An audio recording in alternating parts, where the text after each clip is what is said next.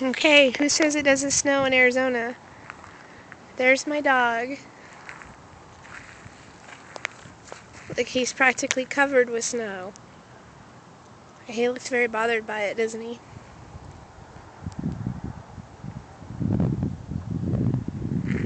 Can you see the blinding snow?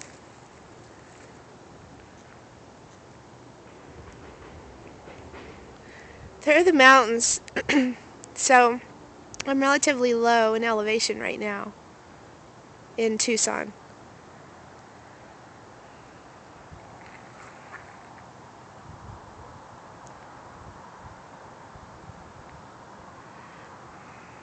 Rogue, you might need to go get your snowshoes.